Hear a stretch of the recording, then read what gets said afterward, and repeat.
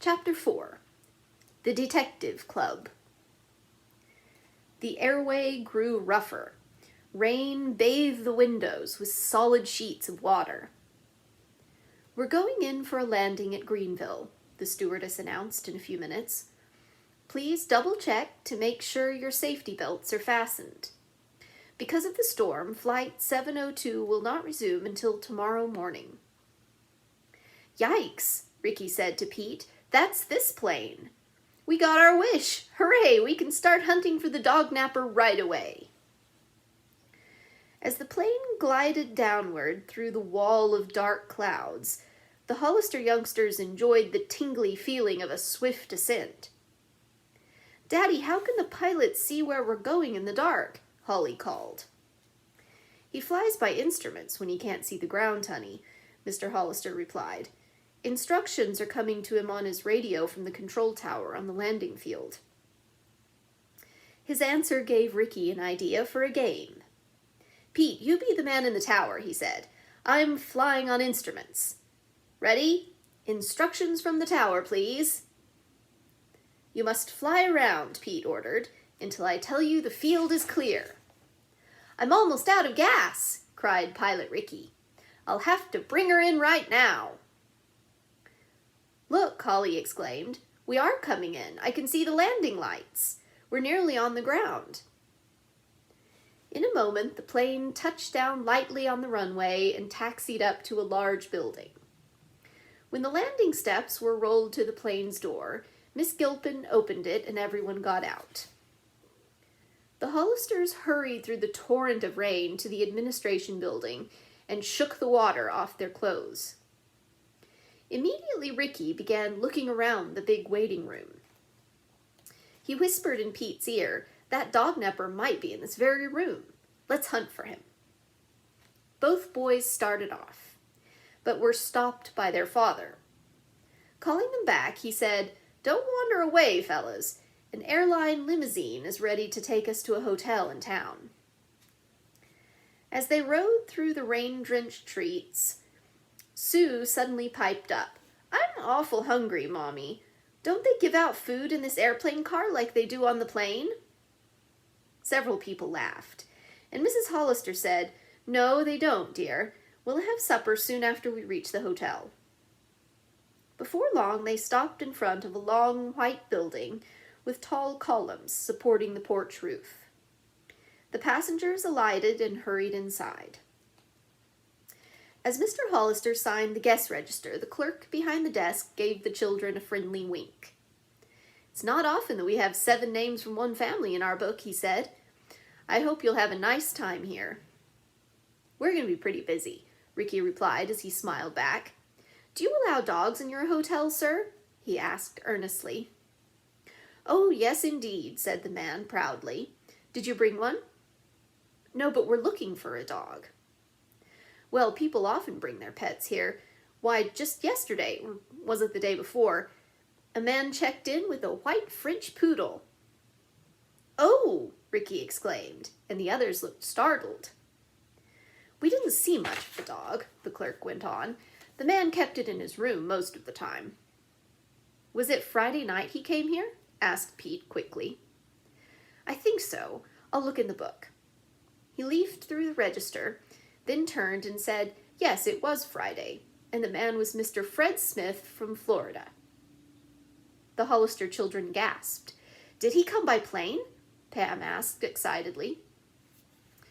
"I'm not sure how he arrived," the clerk answered, puzzled by the youngster's interest. "When Mr. Smith left, he went off in a private car. That's all I know." They would have asked more questions, but just then Mr. Hollister told them that the elevator was waiting. "Come along," he said. Inside the elevator, Pete whispered to Pam, "I'll bet Mr. Smith rented a car here."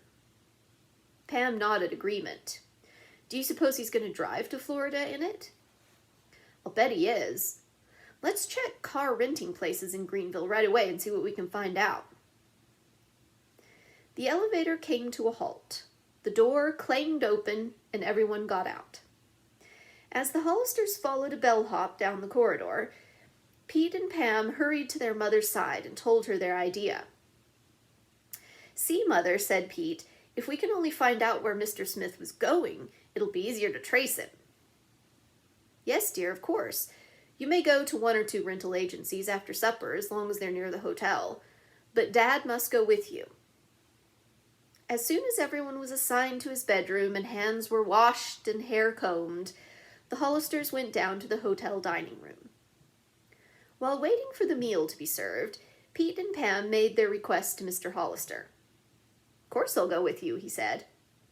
"Dad, you're sweet," Pam bubbled. He laughed. "I'd like to see this mystery solved myself," Mr. Hollister said.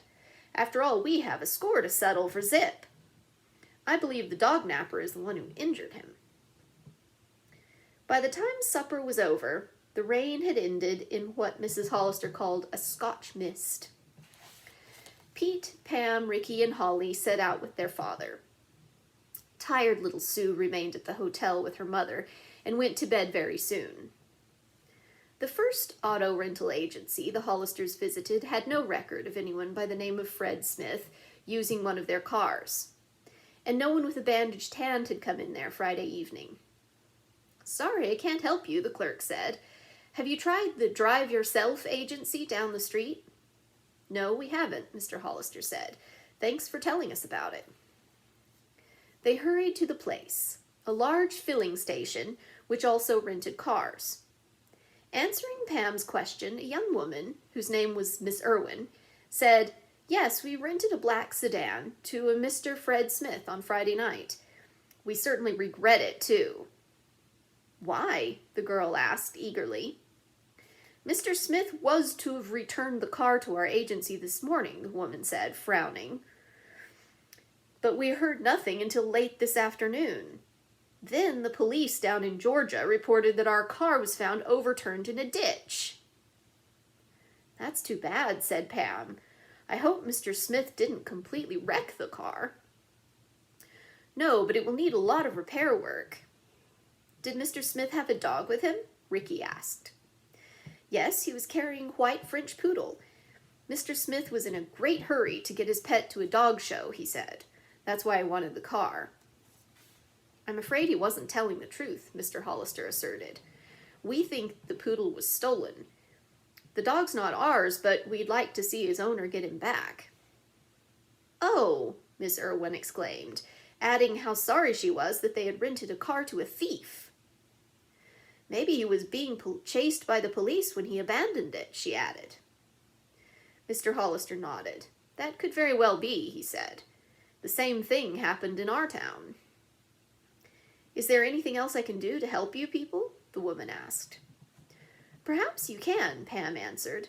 "Did you ever hear of the Wizard Circus?" "No, I never have," Miss Irwin answered. "But it may have winter quarters in Florida. Lots of circuses do." "We're going to Florida on the morning plane," Pete put in. "Do you think maybe the dog napper was headed that way?"